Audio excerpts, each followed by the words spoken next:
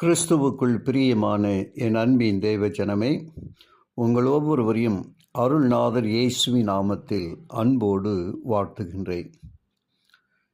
நான் வெளிப்படுத்தின விசேஷம் 7ஆம் அதிகாரம் 3ஆவது வசனத்திலும், வெளிப்படுத்தின விசேஷம் 13ஆம் அதிகாரம் 17, 18 வசனங்களையும் நாம் படித்திருக்கின்றோம். வெளிப்பாடு 7ஆம் அதிகாரம் 3ஆவது வசனத்தின் ஒற்றை சொல்லில் நாம் சொல்ல வேண்டும் என்று சொன்னால், தேவனுடைய முத்திரை என்று அதை நாம் பார்க்கின்றோம். வெளிப்பாடு 13ஆம் அதிகாரம் 17, 18 வசனங்களின் கருப்பொருளை நாம் காண்போம் என்றால், அது மிருகத்தின் முத்திரை, அரசாங்க முத்திரை என்பதை நாம் அதில் புரிந்து கொள்ள வேண்டும். முத்திரை என்றால் அதிகாரம் என்று அர்த்தம். எஸ்தருடைய புத்தகம் 3ஆம் அதிகாரம் 12ஆவது வசனம், 8ஆம் அதிகாரம் 8ஆவது வசனம், 10ஆவது வசனம், தானியேல் 6ஆம் அதிகாரம் 17ஆவது வசனம், இந்த வசனங்களில் எல்லாம் இந்த முத்திரை என்று சொல்லப்பட்ட ஒரு காரியத்தை நாம் புரிந்து கொள்ளலாம். தேவனுடைய அதிகாரத்திற்கு கீழ்ப்படுகிறவர்களுக்கு தேவனுடைய முத்திரை தரிப்பிக்கப்படும்.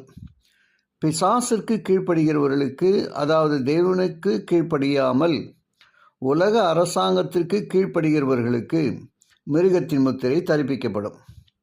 பிசாசின் அதிகாரத்திற்கு கீழ்ப்படியும்படி ஜனங்களை கட்டாயப்படுத்தும் அரசாங்க சட்டங்கள் முற்காலத்தில் ஏற்படுத்தப்பட்டது போல மறுபடியும் நடக்கும்.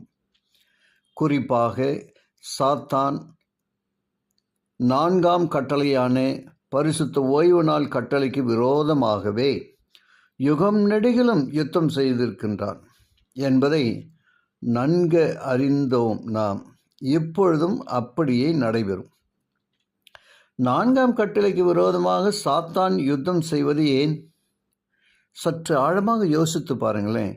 ஆவியானவர் வேதத்தில் உள்ள உண்மைகளை மட்டும்தான் நமக்கு கற்றுக் கொடுப்பார். ஏனென்றால் வேதத்தையே கொடுத்தவர் அவர்தான். தேவனுடைய ராஜரீகம் சர்வத்தையும் ஆளுகிறது என்றாலும், படைப்பாலும் மீட்பாலும் நாம் தேவனுக்கு சொந்தமானவர்களே ஆனாலும், நம்முடைய தெரிந்தெடுப்பை கொண்டே, த ஃப்ரீடம் ஆஃப் சாய்ஸ், நாம் தேவனுக்கு அல்லது பிசாசுக்கு உரியவர்களாகின்றோம். தேவனே சிருஷ்டிகர்த்தர் என்பதை 4ஆவது பிரமாணம் சுட்டி காட்டுகின்றது. கர்த்தர் 6 நாளைக்குள்ளே வானத்தையும் பூமியையும் சமுத்திரத்தையும் அவைகளுள்ள எல்லாவற்றையும் உண்டாக்கி 7ஆம் நாளிலே ஓய்ந்திருந்தார். ஆகையால் கர்த்தர் ஓய்வு நாளை ஆசீர்வதித்து அதை பரிசுத்தமாக்கினார் என்று யாத்திராகமம் 20ஆம் அதிகாரம் 8ஆவது வசனத்திலிருந்து 11ஆவது வசனம் வரைக்கும் நாம் இந்த மறைப்பொருளை காண முடிகிறது.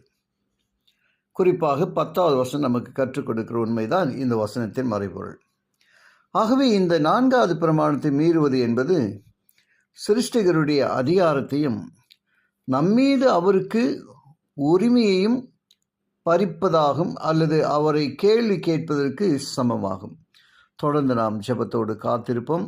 ஆண்டோடைய வார்த்தைகளுக்காக ஜெபிப்போம். கிருபையுள்ள நல்ல பிதாவே, உமக்கு நன்றி சொல்கிறோம். இந்த நாளிலும் உம்முடைய வார்த்தையை கேட்டு உம்முடைய பிள்ளைகள் ஒவ்வொருவரையும் நீங்கள் ஆசீர்வதிங்கப்பா. உடைய நாமம் மாத்திரம் மகிமைப்படும்படி இயேசுவின் வழியாக ஜெபிக்கிறேன் நல்ல பிதாவே, ஆமேன்.